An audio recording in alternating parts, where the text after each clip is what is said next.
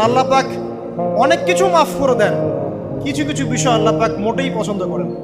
তার মধ্যে একটা হচ্ছে অহংকার, তার মধ্যে একটা হচ্ছে শিরক, তার মধ্যে একটা হচ্ছে অন্যের হক নষ্ট করা, তার মধ্যে একটা হচ্ছে আদম সন্তানকে হত্যা করা, তার মধ্যে একটা হচ্ছে বৃদ্ধ বয়সে ব্যভিচার করা, তার মধ্যে একটা হচ্ছে মুরতাদ হয়ে যাওয়া। ওই যে খ্রিস্টান হয়ে যাচ্ছেন না, খালি মরেন তারপর বুঝবেন, খালি মালাকুল মউত আসুক তারপর বুঝবেন। আল্লাহ রাব্বুল আলামিন বলছেন তার রাসূলের মাধ্যমে, কেউ যদি সাক্ষ্য দেয় আল্লাহ ছাড়া কোনো মাবুদ নাই, মুহাম্মদ সাল্লাল্লাহু আলাইহি ওয়াসাল্লাম শেষ নবী, ঈসা ইবনে মারইয়াম আল্লাহর প্রেরিত নবী, আল্লাহর পুত্র নন, জান্নাত সত্য এবং জাহান্নাম সত্য, এই পাঁচটা বিষয় যদি কেউ সাক্ষ্য দেয় ইনশাআল্লাহ সে জান্নাতে যাবে, তার আমল যেমনই হোক না। টাকার বিনিময়ে, চাকরির বিনিময়ে, সমাজসেবার নামে আর চিকিৎসার নামে ঈমান বিক্রি করে ফেললেন, সুবহানাল্লাহ সুবহানাল্লাহ।